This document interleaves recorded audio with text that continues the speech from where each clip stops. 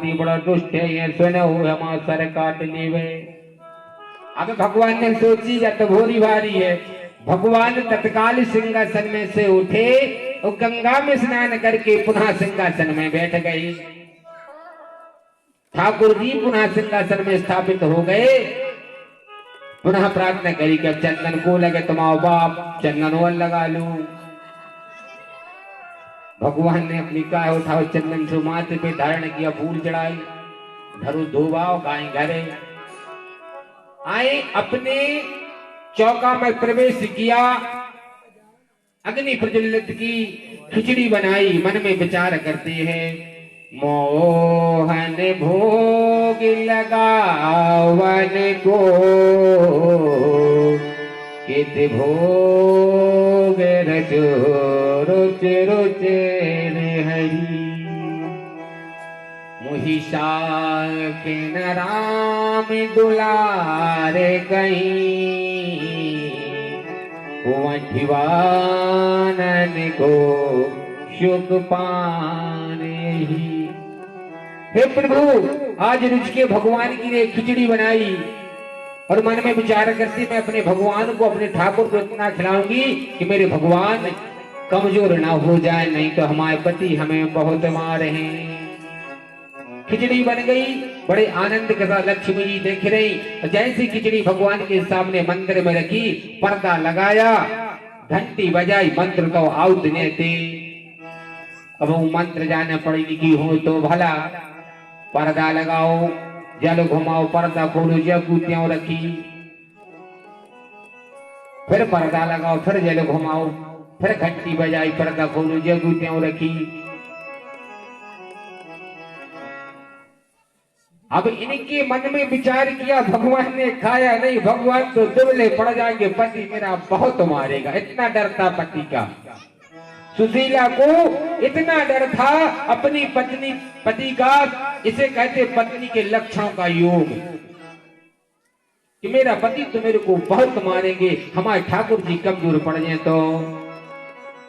पुनः पर्दा लगाया, नेत्रों में जल भराया, क्या कहती है आओ हरि भोजन करो मोहिनाथ न दूध कौम करो किते मोके चंदन की कठिया उन मंत्र बजो सुखवाशनिया।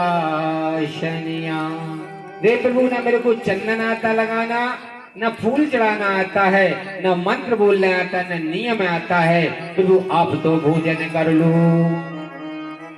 भगवान ने सोची का दिक्कत विधि, नारायण प्रकट भयो, खाना प्रारब्ध कर दिया। यथा मोहिने भोग वर्णोतयंदाम, भगवान मोहन के रूप में प्रकट हुए और उस खिचड़ी को खा लिया। कुछ नहीं बच्चों, उसे फिर रोग लगी।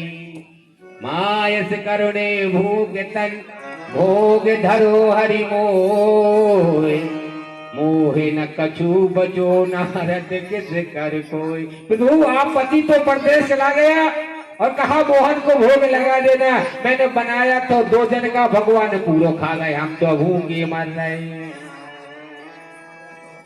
पत्नी बड़ी उदार हुई। 3 दिन बाद पति आया। पति ने तत्काल झोड़ा को पटकवा, रे सुशीला दरवाजे खोल। सुशीला ने दरवाजे डरा खोले। भे प्रभु क्या बात है, तूने ये बताओ भगवान को भोग लगाया था? लगाओ तो। हम गर्व से कह रही नारी, अगर नारी कोई अच्छा कार्य कर दे तो बड़े गर्व के साथ कहती है हाँ लगाया था, पर तुम्हारे भगवान ठीक नहीं के लगे, गाय पूरो ही खा ली, हमें तो कछु नहीं बचो, 3 दिन से भूखे हैं। पंडित जी ने मन में विचार किया, मेरे को 30 वर्ष हो गई, एक दिन भगवान ने मेरे हाथ से एक निवाला नहीं खाया, तूने 3 दिन में भगवान को इतना खिला दिया। झूठ बोलती है। नहीं प्रभु यह परम सत्य है। स्नान कहाँ कराए थे? मैंने कोसकी नदी में स्नान कराया था। भलो बाबरी, तू नदी ले गई मेरे ठाकुर जी को, और काई कहाँ ले जाए? कैसे सबराओ? हम तो घाट पे रख देते। पति ने कहा अगर ऐसा पुनः नहीं किया तो 1 लक्ष्य में तुम परम धाम को सिधार गए हो। पत्नी बड़ी दुर्लभ में पड़ गई।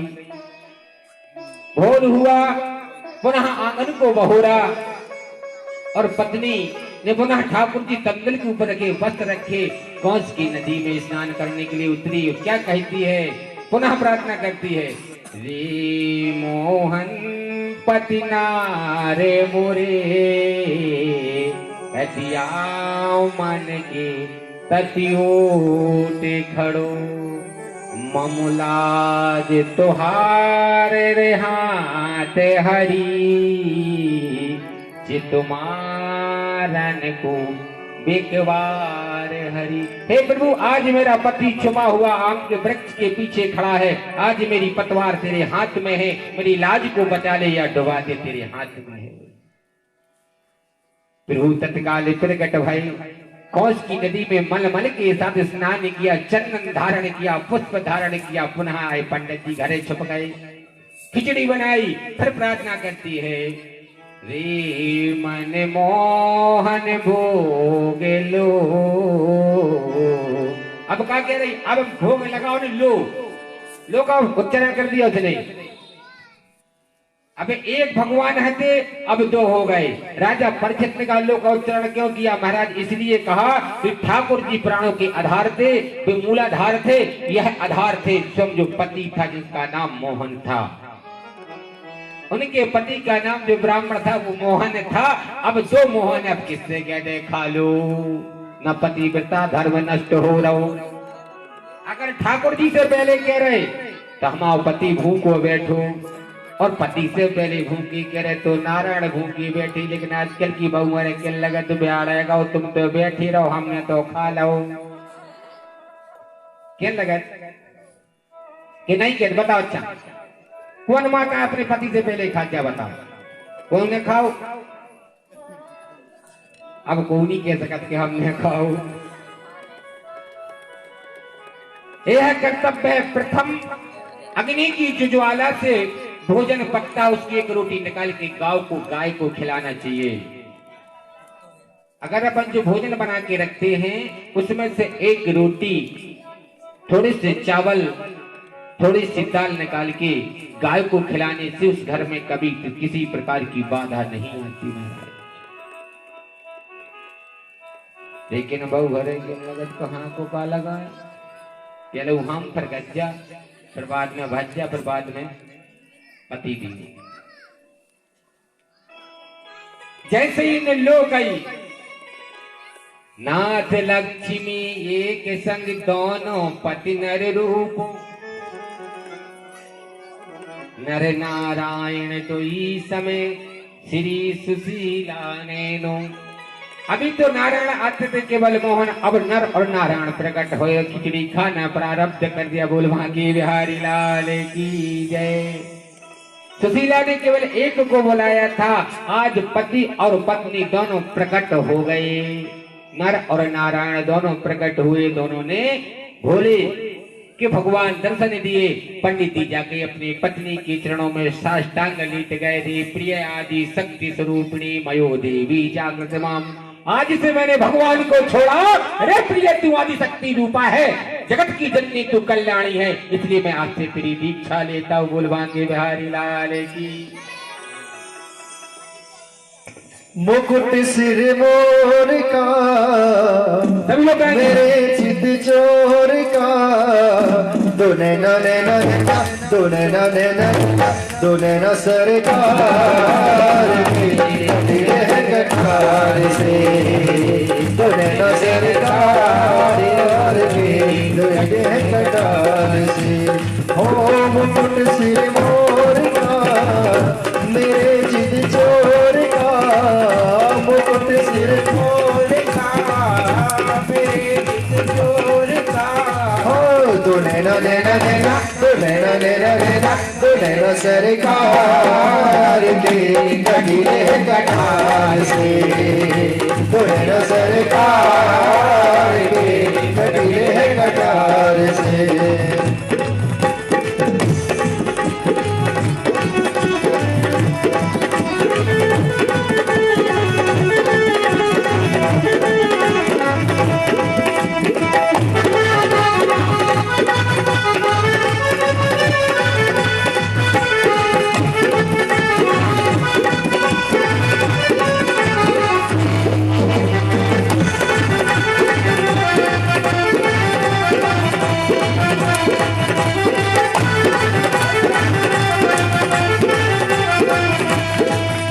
कमल लजाए तेरे नैनों को देख के, कमल लजाए नैनों को देख के, ओ भूली घटाए तेरे गजरे की रेख पे, भूली घटाए तेरी नजरों की रेख से, ओ ये मुखड़ा निहार के सचांद गए हार के, ये मुखड़ा निहार के सचांद गए हार के, तो नैना नैना तो नैना नैना तो नैना सरकार के कटीले कटार से, तो नैना सरकार के कटीले कटार से।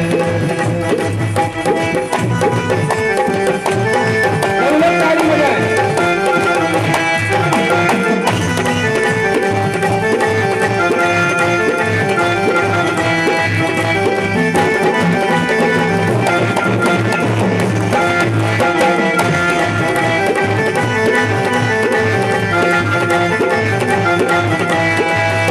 कुर्बान जाओ तेरी बाकी अदाओं पे, कुर्बान जाओ तेरी बाकी अदाओं पे, ओ पास मेरे आजा कान्हा भर लूं मैं बाहों में, पास मेरे आजा कान्हा भर लूं मैं बाहों में, ओ जमाने को विसार के जमाने को बितार के, ओ दिलो जतों पे वार के, दिलो जतों पे वार के, तो नैना नैना तो नैना नैना तो नैना सरकार कटीले कटार से, तो नैना सरकार कटीले कटार से।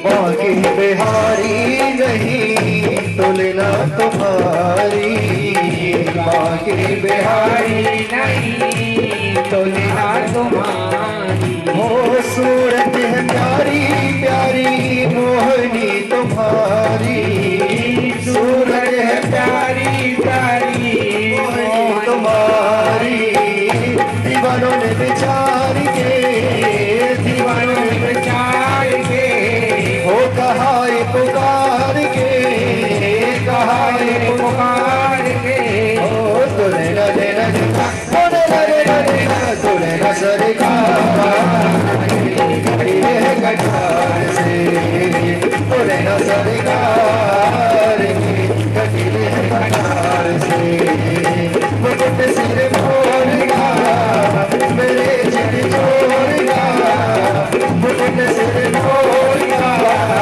मेरे चित चोरगा, तो नैना नैना तो नैना नैना तो नैना सरकार कटीले कटार से, तो नैना सरकार कटीले कटार से, तो नैना सरकार कटीले कटार से। बोल बाके बिहारी लाल की, बोल राधा रानी की जय। इस प्रकार भगवान से प्रीत हो जाए तो इस प्रकार का मिलन हो जाता है। अगर भक्ति करना है तो शीला जैसी करके दिखाओ, तब तो तुम्हारा जीवन उद्धार हो जाएगा। तत् नागाय नाथ ना तस्य, वह पत्नी अपने नागे पति से छल कर रही थी तो नागराज जी महाराज ने कहा ठहर जाओ। भोर होते ही अपनी पत्नी से कहा, अरे पत्नी, आज मैं राजा के समक्ष जाकर पूछूंगा तुमने मेरी पत्नी पर हाथ क्यों उठाया, पर नारी पर हाथ क्यों उठाया। आपका कोई अधिकार नहीं है किसी पत्नी पर हाथ उठाना, पर अबला पर हाथ चलाना। राजा कहलाने के योग्य नहीं है।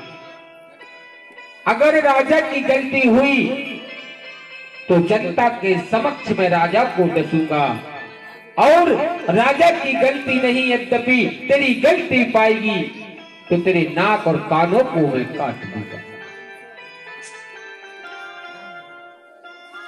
नाक और कानों को मैं काट दूंगा, ऐसी नारी को लज्जित करके ही विहीन कर दूंगा। उस नाग पत्नी ने मन में विचार किया, मेरा पति क्रूर है, क्रोधी है, निश्चित कर देगा।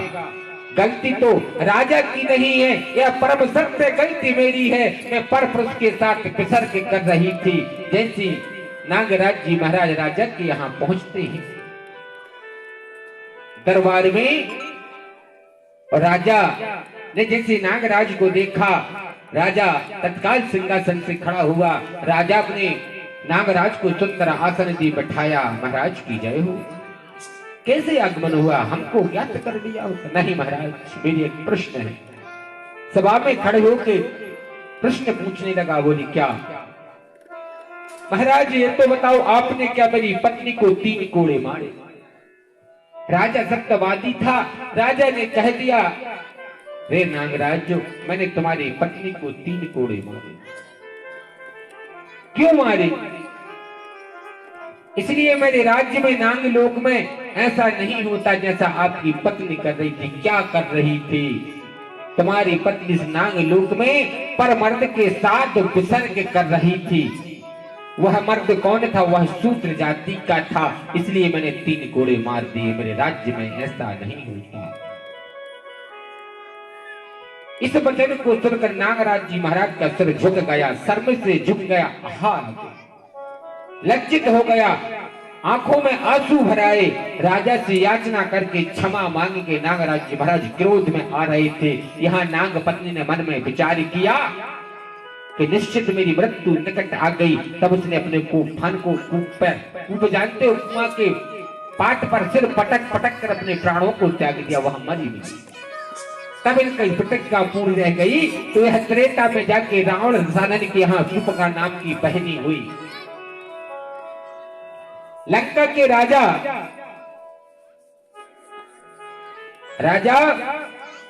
जो रावण था, विश्रवा का पुत्र था, महाराज दशानन था। उसके यहाँ एक पुत्री थी जिसका नाम शूर्पणखा था। और जाके शूर्पणखा हुई।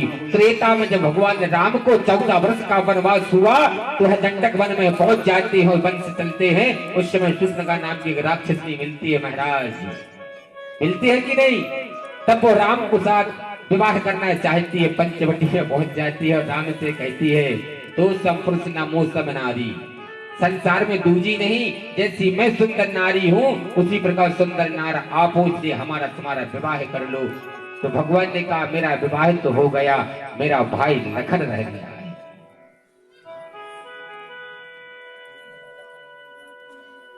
लखन रह गया। लखन के पास पहुंची और लखन से विवाह का प्रस्ताव रखा। तो भगवान श्री राम ने कहा है, लखन बिलो कहीं नैन तरे रे नैनो, शेष नाग पत्नी नंग तो नाक बीन कन्हीनो।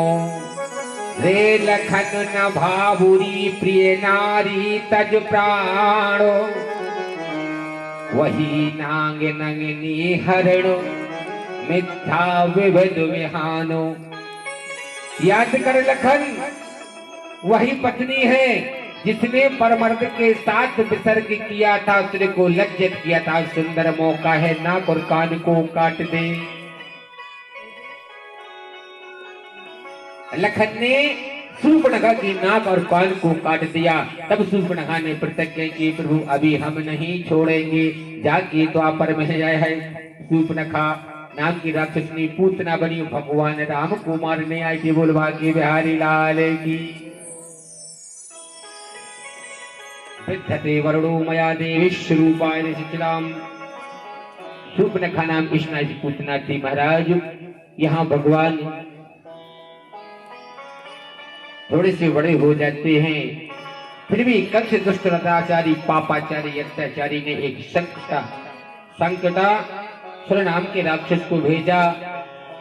भगवान अपने चौपाल में लेटे हुए थे, पल्ला में संकटासुर आया बड़े वेग के साथ भगवान को मारने के लिए। भगवान जानते थे सता जन्नते परमेक्षता न संकर्षेष रूपः। भगवान के सन्मुख आया, भगवान ने अपना बायां पैर पल्ला से निकाला और जोर से मार दिया। जाके धड़ाम से गिरा संकटासुर और सतगति को प्राप्त हो गया। बोले बांके बिहारी लाल की जय। बाभूंगता निरुद्रष्ट संकटासुरः गोपाय नंदच्यतेन देवोच्चा मैरता। भगवान यह संकटासुर राजा परीक्षित ने पूछा, यह संकटासुर था कौन? संकटासुर महाराज हिरण्याक्ष का पुत्र उच्चव नाम का देव था। एक हिरण्याक्ष का पुत्र था जिसका नाम उच्चव था। यह असुर जाति में प्राप्त हुआ था महाराज। यह भगवान श्री कृष्ण से बदला लेना चाहता था। वह तब उनने कहा जाओ महीश्वरण्या, महिष का श्राप थी। और जब भगवान की शरण में गया तो उन्होंने कहा मुनि ने जाओ मैं तुमको वरदान देता हूं, द्वापर में भगवान कृष्ण के द्वारा मारे जाने से तुम्हारा उद्धार हो जाएगा।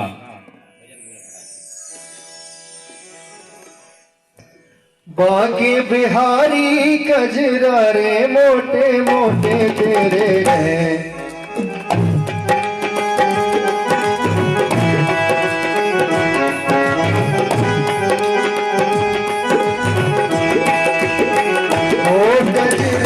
मोटे मोटे तेरे ने हो नजर ना लग जाए, हाय हाय हाय नजर ना लग जाए, हो नजर ना लग जाए। बांके बिहारी कजरारे मोटे मोटे तेरे हैं, हो नजर ना लग जाए, होय होय होय नजर ना लग जाए, होय होय होय नजर ना लग जाए।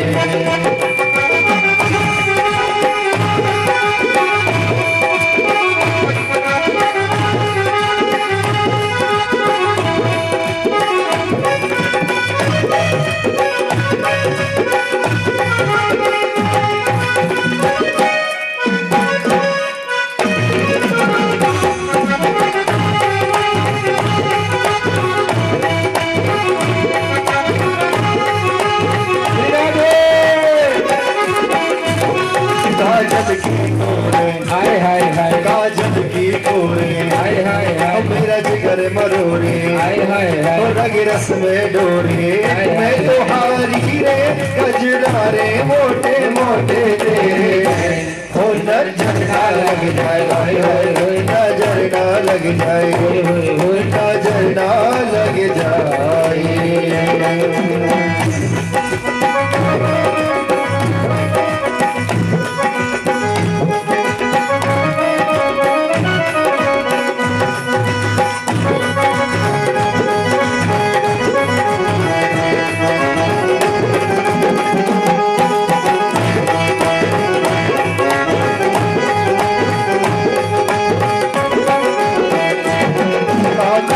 काजल आँखों का काजल, मेरा जिगर है घायल, तेरे प्यार में पागल। गजरारी रे गजरारे मोटे मोटे तेरे, हो नजर ना लग जाए, नजर ना लग जाए, हो नजर ना लग जाए।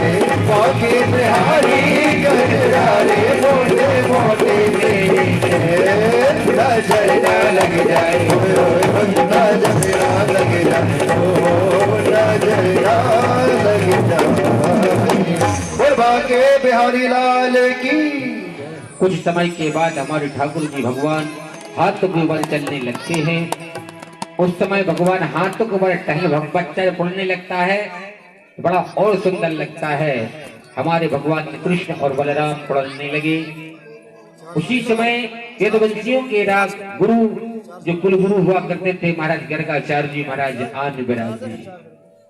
एकाग्र पुरोहितम राजनम यदुवंश महातपे, ब्रज जग मंडल दे ब्रज मंडल गोप नंदन। विंध्यवासी कहा। ब्रज में जितने रघुवंशी थे उनके कुलगुरु गर्गाचार्य जी महाराज हुआ करते थे। महाराज जब गर्गाचार्य जी महाराज नंद बाबा के घर आगमन हुआ, नंद बाबा ने अपने गुरु को देखा, तत्काल साष्टांग प्रणाम किया, लेट गए जमीन में, धूल में लेट गए। गुरु का सत्कार इस प्रकार किया। गुरु का सत्कार करने के बाद सुंदर आसन पर बैठाया, थाली बुलाई, अपने गुरु के चरणों को धुला, चरणामृत लिया, लल्ला को दिया, यशोदा को दिया, रोहिणी को दिया, पूरे परिवार में चरणामृत बंटवा दिया, अपने महल पर चरणादुख छिटकवा दिया।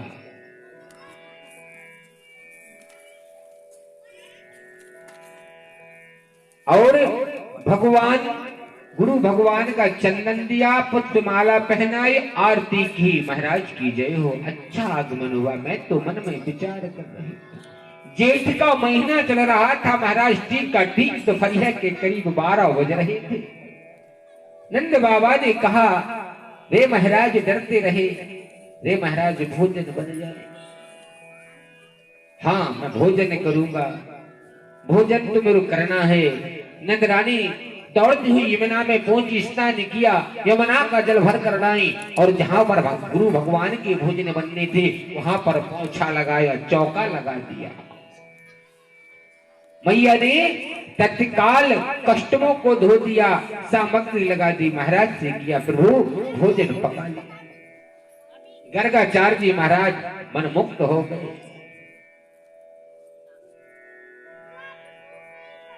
अग्नि प्रकट की,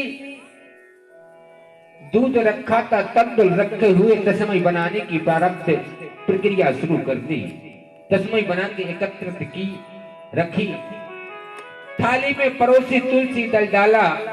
गर्गाचार्य जी महाराज ने सुंदर आसन लगाई, कम्बल की आसन पर बैठे हुए थे। गर्गाचार्य जी महाराज ने अंजलि में जल लिया, जल घुमाया, मंत्र बोला, ओम नाभ्यायासी नंदरक्ष गोमशीष्णोधा।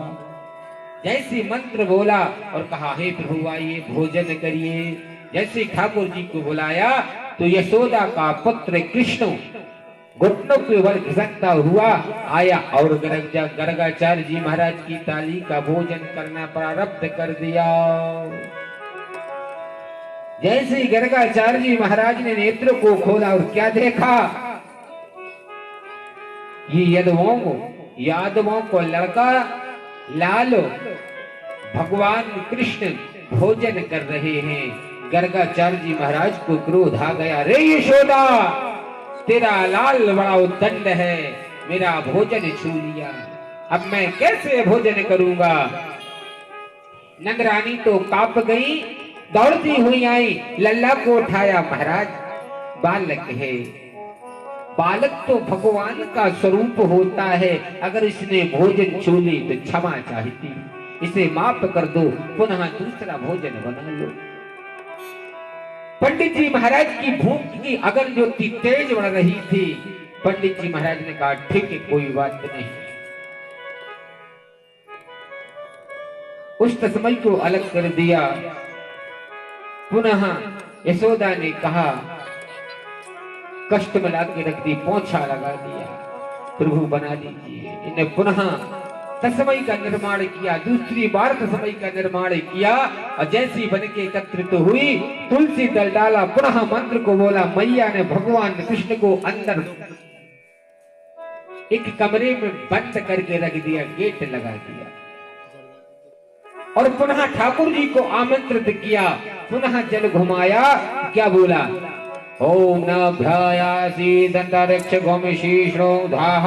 जैसे मंत्र बोला, भगवान मन के भोगी थे, भगवान की माया को कोई नहीं पा सकता, भगवान प्रकट हुए, उसी कृष्ण बाल रूप में जाके खीर को खाना प्रारब्ध कर दिया। गर्गाचार्य जी महाराज ने देखा, फिर बोले, रे यशोदा, तेरा लाल तो बड़ा उद्दंड है, देख मेरे भोजन को छू लिया। मैया के आंखों में आंसू भराए, ये क्या हो गया। मैया डरती हुई दौड़ती आई। रोहिणी यशोदा खड़ी थी, अब तो कांप रही, नंद राय की हिम्मत नहीं बढ़ रही। लाल कोटाया प्रभु आप तो गुरु भगवान हैं। रे तू यशोदा तू बहुत ढीठ नारी है, यशोदा तू बहुत ढीठ है, बहुत आलसी है। तू गृह कार्य में लग गई, पर तूने अपने लाल को नहीं संभाल सकती तो क्या संभाल पाएगी। मैया बड़ी लज्जित हुई। अब तो भूख और बढ़ गई थी, भूख इतनी बढ़ गई कि गले तक प्राण अटक गए। हमारे गर्गाचार्य जी महाराज के भूख के मारे कुछ नहीं दिख रहा था। जब किसी को भूख सताती है या प्यास सताती है तब उनके कुछ नहीं दिखता। भगवान ने और बढ़ा दी। गर्गाचार्य जी महाराज देखो आज माया का परिभूत क्या होता है। महाराज क्षमा चाहते भोजन बना दो। ठीक ठीक ठीक है, कोई बात नहीं। फटाक से खिचड़ी बनाने की तैयारी की। प्रभु कष्टम को धो रहे हैं तो कछुरी धोने, अब नन्या शुद्ध। पंडित जी महाराज का ढोंग देखिए, पहले लकड़ी को धोना, अब नहीं धुलने। महाराज जी पोछा लगा दे, कच्छू नहीं होने, अब नहीं लगने पोछा। क्या भूख तो बढ़ जा रही थी। जैसे ही उसी अग्नि में फटाक से खिचड़ी बनाई, आधी चुरी सी भाई गर्गाचार्य जी महाराज ने उतार ली, आधी पेट में पक। खिचड़ी उतार के नीचे रखी। अब पंडित जी ने अर्घ घुमाऊ तो बिल्कुल लाई, अब तो अर्घ घुमाऊ नहीं। पंडित जी ने तुलसी दल डाला, जल का कोई अर्घ नहीं दिया, केवल हाथ जोड़े। क्या बोले? रे मन मोहन भोगे हरो, धरो नहीं हरो।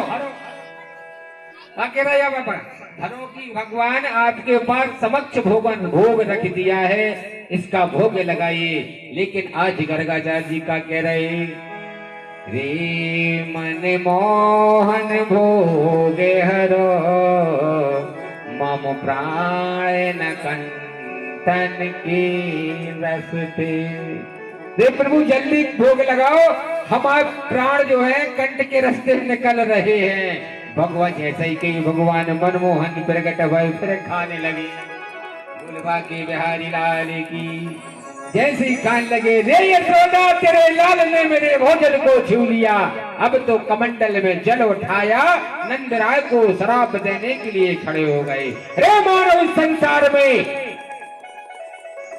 काले वाचनम भोजन नित्य सहा, जो इंसान भोजन के प्रति अपने शिष्य को श्राप देता है वह गुरु नहीं होता। महाराज नंदायत कर भय में सत्य रूपा भगवान कृष्ण ने कहा, रे योगी योगेश्वर। भगवान ने कहा, प्रभु छोटा सा बालक 6 माह का बोलने लगा। भगवान कृष्ण 6 माह के थे। रे भगवान गुरु भगवान आपने हमको बुलाया इसलिए मैं आया, पर तू है कौन?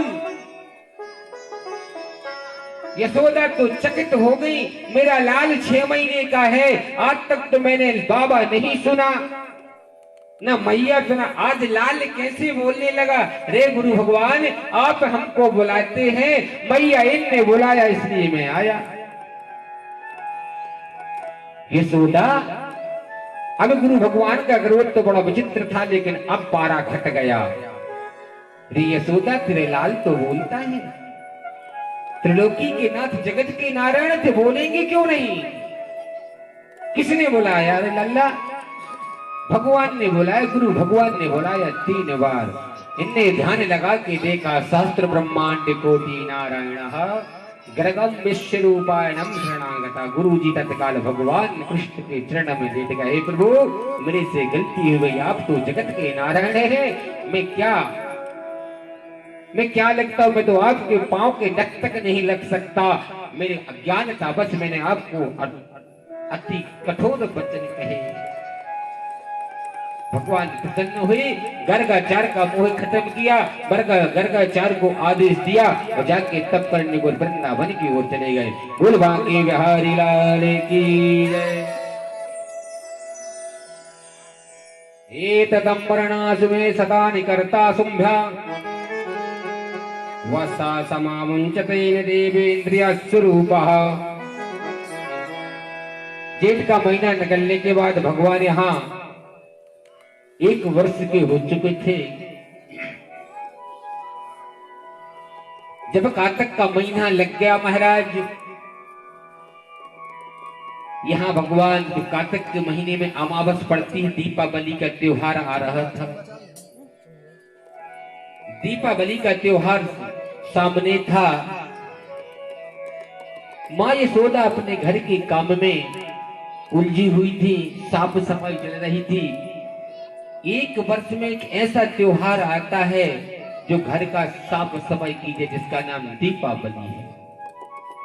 उस समय यशोदा अपने घर के गृह कार्य में लगी हुई थी। भगवान कृष्ण को माखन खिलाकर अपने गृह कार्य में लग गई। माखन खिला के मैया अपने गृह कार्य में लग गई।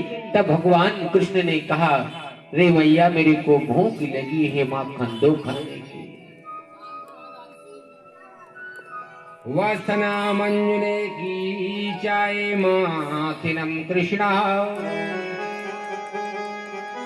मखिनम मयो विद्यते यशोधरा। देखा ना, मैंने अभी तेरे को माखन तो दिया था, तूने खाया।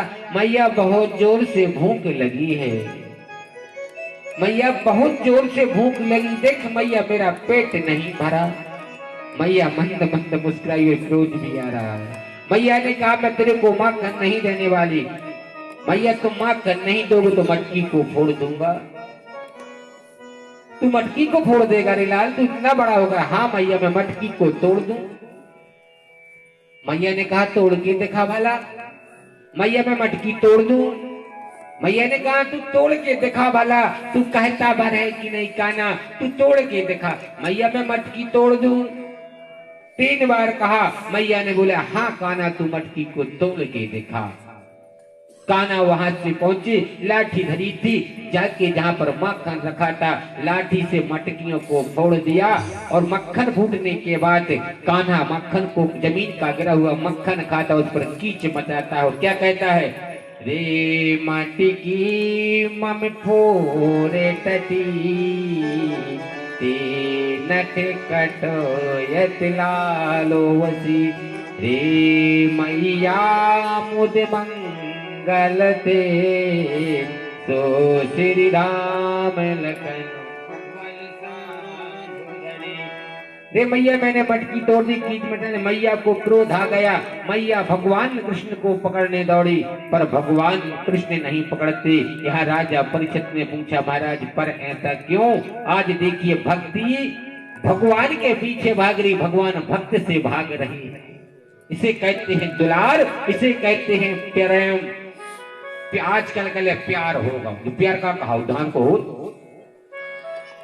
इसे प्यार का अर्थ गलत लगाते हैं लोग, लेकिन प्यार क्या है और प्रेम क्या है? चीज एक है, परिभाषा एक है। पिता से प्रेम हो सकता है, भाई से प्रेम हो सकता है, माँ से प्रेम हो सकता है, गाय से प्रेम हो सकता है, पुत्र से प्रेम हो सकता है, पत्नी से प्रेम हो सकता है, मित्र से प्रेम हो सकता है। होता है कि नहीं? अपनी बच्ची से प्रेम हो सकता है, पर प्रेम का अर्थ गलत नहीं होता। हे मानव संसार में गलत कुरुतियां काय, जे कम कूटल कालवश कलम नीत कर खाए। जो इंसान दूसरों के साथ गलत करता है, गलत दृष्टि के साथ देखता है, शुकर की स्त्री जन्म लेता है। शुकर जानते हो? शुकर की योनि को प्राप्त होता है जो प्रेम को बीच में लाकर किसी के साथ छल करता है।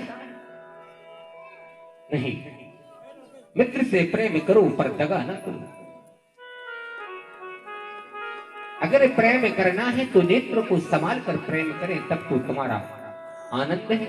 भगवान कृष्ण को राधा से प्रेम था, भगवान कृष्ण को यशोदा से प्रेम था, भगवान कृष्ण को दाऊ से प्रेम था, भगवान कृष्ण को नंदराय से प्रेम था, भगवान कृष्ण को श्रीधामा से प्रेम था, भगवान कृष्ण को ब्रजमंडल से प्रेम था, सारे संसार ब्रजमंडल वासियों से प्रेम था। पर भगवान से प्रेम किसने किया? केवल यशोदा और राधा ने प्रेम किया।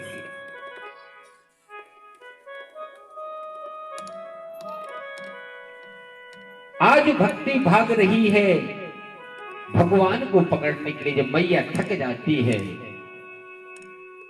तो बैठ जाती है और माँ की आंखों से आंसू छलक आते। रे कान्हा ठहर जा, आज मैं तेरे को रस्सी से बांधू। मैया को बहुत तेज क्रोध लग गया। मैया ने रेस में रस्सी उठाई क्रोध में। देखिए माँ का भाव, पुत्र को बांधना तो है पर मेरा पुत्र कहीं छिल ना जाए। रेस में रस्सी उठाई, भगवान कृष्ण को बांधने आती हैं। भगवान कृष्ण वहां खड़े हो जाते। लो मैया बांध। मैया ने रस्सी उठाई, भगवान कृष्ण के कमर तक ले गई, परंतु एक हाथ फिर छूट गई। इतनी रस्सी मैया ने देखा, इतनी बड़ी रस्सी गाय थी, इतनी छोटी क्यों? नंद्रा छति सतवित्ला कृष्णा समाक्षते मुखादिवा करुणे वयंतु कमुरस्य नरशीषित ओखिलः। आज मैया ओखल से बांधने जा रही है भगवान कृष्ण को, पर रस्सी छूट जा रही है। धन्य भगवान तेरी लीला। आज नारायण सिंह जगत के पिता जो संसार को बांधते हैं, आज मैया के हाथ तो बंध रहे हैं। इसे कहते हैं लीला नर्तन। भगवान ने नर का रूप धारण किया, इस मृत्युलोक पर मनुष्य को बताया कि माँ का प्रेम कैसा होता है। इसलिए हे बंधुओं, जिनकी माँ है अपनी माँ को कभी दुखी नहीं करना। इस चीज को विशेष बात कही। 3 बार रस्सी जोड़ी, छोटी पड़ गई। 4थी बार रस्सी जोड़ी, छोटी पड़ गई। मैया को क्रोध रस्सी को पटक दिया। रे कान्हा, तू माया भी है क्या? कोई जादू जानता है या कोई तंत्र क्रिया को सीखा जो रस्सी छोटी पड़ जाती? मैया की आंखों से आंसू झलक आते। कान्हा ने छोटे छोटे हाथों से अपने माँ के अश्रुधारा को पहुंचा दे। मैया रो मत। मैया क्या कहती हैं? रे लल्ला माया रे हरी कित भाग सुको के बसो हे रही। मोह देवन तन थकते हे रहे कित ग्रह अति काज सुधेरे धरो। लाला तू परेशान करता है, देख घर में कितना ढेर कार्य रखा है। अभी बाबा आ जाएंगे, बहुत डांटेंगे, बहुत जल्दी बना। मैया ने इस प्रकार करके रोदन करने लगी। कान्हा ने कहा, रे मैया रो मत, मैं बंध जाऊं? मैया मैं बन जाऊं? भगवान कृष्ण देश में रस्सी उठाई और एक गांठ लगा दी। मैया हंसने लगी और जाके भगवान को ओखल से बांध दिया। भगवान मंद मंद मुस्काए। मैया यही चाहता था कि तू मां बांध तो। जो संसार को बांधता हो, आज वो मां की भक्ति में बंध गया बहरा। इसे कहते हैं भक्ति, इसे कहते हैं शक्ति, इसे कहते हैं आराधना, इसे कहते हैं साधना, इसे कहते हैं वैराग्य, इसे कहते हैं मोह, इसे कहते हैं ममता, इसे कहते हैं त्यागस्तेन देवच्छताम प्रियानाम प्रिय आत्मा। यह आत्मा में जो भाव है उसी प्रकार होगा, यह निश्चित है। ऐसी भगवान ओखल से बंधे। मैया कहे कार्य में लगी। भगवान ने देखा, उस कालिंदी के तीर की ओर देखा। कालिंदी मानी यमुना के तट पर देखा, 2 वृक्ष खड़े हुए थे। यमला अर्जुन वृक्ष के रूप में नलकूबर नाम मणिग्रीवा नाम के 2 वरसिद्ध खड़े हुए थे महाराज। भगवान ने एक जोर से धक्का मारा, ओखल गिर गई। घसीटते हुए उसी कालिंदी के तीर पर पहुंचे। भागाति मां श्राप कारुणे यद्विद्य कर्म देवधृता वारण दे नलकूबरम मणिग्रीवः जत्र एततो धरासरः। जैसे ही पहुंचे भगवान ने जोर से झटका मारा, दोनों वृक्ष धाम से जमीन में गिरे। उसमें से 2 यक्ष प्रकट हुए। नलकूबर और मणिग्रीवा नाम के 2 श्रापत यक्ष से प्रकट हुए। भगवान के चरणों में प्रणाम किया। भगवान को प्रणाम करके वो अपने धाम को जाने लगे। यह राजा परीक्षित ने किया, महाराज यह कौन थे? यह देवताओं के अनुचर थे। इनने जल में जाकर जल क्रीड़ा कर रहे थे और निर्वस्त्र होकर अप्सराओं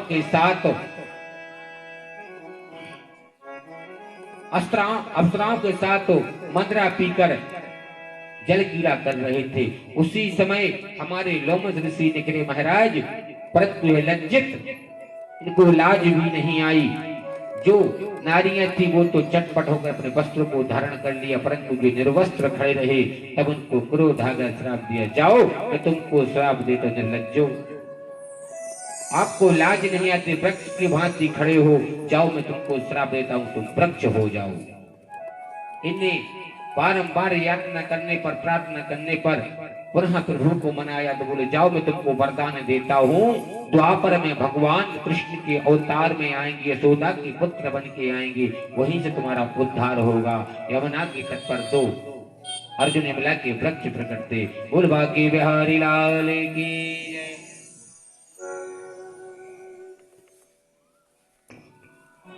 बोल भाग्य बिहारी लाल की जय। हो जब से श्याम गलियों में यूं मिल गए, हो जिंदगी के मायने बदल गए। जब से श्याम गलियों में यूं मिल गए, हो जिंदगी के मायने बदल गए।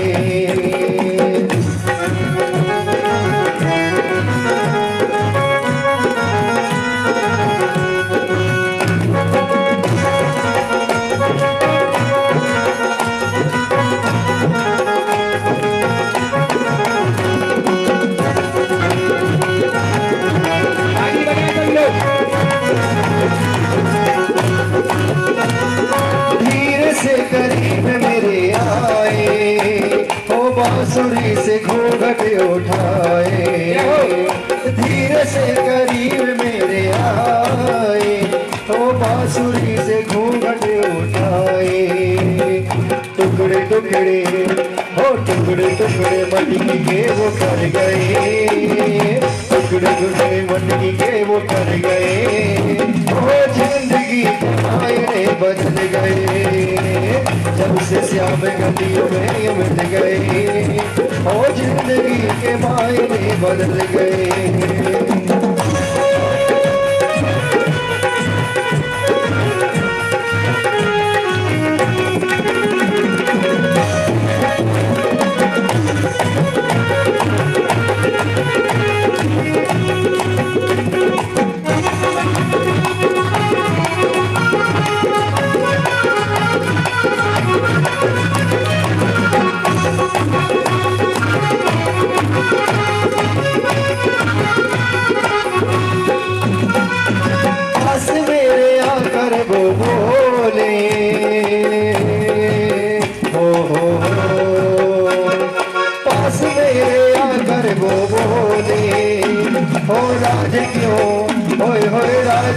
नजरिया न खोले, ओ पास मेरे आकर वो बोले, ओ राज क्यों नजरिया न खोले, लाज से नजरिया न खोले। हो भिखारिन को ब्रज की रानी कर गए, ओ जिंदगी के मायने बदल गए। जब से श्याम गलियों में मिल गए, हो जिंदगी के मायने बदल गए, हो जिंदगी के मायने बदल गए, हाँ जिंदगी के मायने बदल गए। और बाके बिहारी लाल की जय। श्री राधे। फलीग्रीवाणां तस्सते चामन्तिकर्वेखिनां प्रियाणां प्रबन्धे फलवाक्षतो। कुछ काल के बाद भगवान हमारी लल्ला चलने लगी। भगवान कृष्ण की उम्र 5 वर्ष के हो गए। लल्ला का काम केवल ब्रज में जाना और भोले बाबा की 2 ही बंसी को बजाना। जो बंसी थी भगवान कृष्ण के पास नहीं थी महाराज, वह बंसी भोले बाबा ने दान में दी थी। राजा परीक्षित ने पूछा, कौन सी बंसी महाराज? जिस बंसी के सुर से सुनकर मधुर कपला और ब्रजमंडल की गोप ग्वाल उनकी बसीभूत होते महाराज कब दी थी? महाराज कब दी थी? मेरे को तो ज्ञात ही नहीं।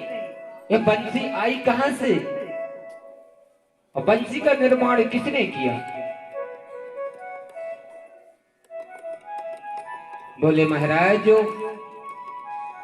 जब भगवान का जन्मोत्सव मनाया गया तो सभी ब्रह्मांड के देवी देवता ब्रजमंडल में नर नारी का रूप बनाकर पहुंच गए थे। उसी समय भगवान बोले बाबा वह मैं सुनना चाहता हूं। उस समय भोले बाबा अपनी पत्नी पार्वती से कहते हैं कि आप नारायण से मिलने जा रहे तो मैं भी यशोदा के लाल को देखने चलता हूं। तो पार्वती ने कहा आप मेरे साथ नहीं चल सकते। बोले क्यों? रहस्य है वहां केवल जो रास रचाया जाता है वहां भगवान कृष्ण रहेंगे और सभी देवी देवता रहेंगे। आप तो नहीं पहुंच सकते महाराज क्योंकि वहां रहस्य रचना। तो भोले बाबा ने सोचा सभी देवी देवता जाते हैं देखने कुछ ना कुछ तो लेके जाते हैं। अगर भगवान के मंदिर में जाएं तो खाली हाथ नहीं जाना चाहिए, यह धर्म कहता है। या तो पुष्प लेके जाओ या श्रीफल लेके जाओ। ब्राह्मण के घर जाना अगर तो मुट्ठी में चावल ले जाओ या पुष्प ले जाओ या श्रीफल लेके जाओ। राजा के घर जाओ तो कुछ ना कुछ भेंट लेके जाना चाहिए, अपना कर्म बनता, नहीं तो अपने धन का हानि होती है महाराज। लेकिन जाकर महाराज चाने आंसू आ कह रहे महाराज जी हम नहीं कह रहे जब वेद कह रहे भगवान के मंदिर जाए कुछ हाथ में लेके जाए, राजा से मिलने जाए कुछ हाथ में लेके जाए यानी भेंट लेके जाए। ब्राह्मण के घर जाए तो कुछ लेके जाए। ब्राह्मण का धान्य खाने से रो नाम का नरक मिलता है महाराज क्योंकि ब्राह्मण सर्वत्र पूजते। ब्राह्मण के यहाँ नहीं खाना चाहिए, ब्राह्मण को दान देना चाहिए। उल्टा ब्राह्मण के घर खाओगे तो आपकी करनी नहीं सुधरेगी। हम नहीं कह रहे गुरु और शिष्य के बीच में रिश्ता पुत्र पिता का होता तब तो खा सकते हैं, बशर्ते ऐसा नहीं। तो भोले बाबा ने सोचा मैं अपने प्रभु से मिलने जाऊंगा तो क्या दूंगा। भोले बाबा पहुंच जाते हैं, मथुरा वृंदावन पहुंचते हैं। पर मैया ने देखा ये धूत बाबा कहां से आ गया, मेरा लाल देखेगा तो डर जाएगा। तब भगवान ने चंद नारी का रूप बनाया और प्रकट होके भगवान अपने प्रभु श्री कृष्ण से मिले। सोचे क्या दूं, हम बबूल लगाता, बबूल की लकड़ी को तोड़ा, एक सुंदर बंसी का निर्माण किया। परसुर आए तो कहां से आए, इसमें सुर डाला जाए तो कहां से आए। त्रिलोकीनाथ जी महाराज भगवान शिव अनादि अनंत थे, अखंड थे। उनने अपनी झोली में हाथ डाला, राजा दधीच की हड्डी निकली। जो राजा दधीच बड़ा परमदानी था जिसने अपने शरीर पर नमक लगाकर गौओं से चटवाकर अपनी हड्डी दान में दी थी महाराज, जिससे 3 धनुष और एक वज्र का निर्माण हुआ था। उसी की थोड़ी सी हड्डी बची हुई थी, उस हड्डी को घोर कर भगवान शिव ने उसमें बांसुरी में सुर डाल दिया। वही बबूल की वंशी बनाकर भगवान श्री कृष्ण को दे वही वंशी बजाया करते थे महाराज। भोले बाबा की दी थी, इसलिए तभी से भगवान का नाम बंसी विभूषित पड़ गया था। वह हड्डी को फेंका नहीं गया।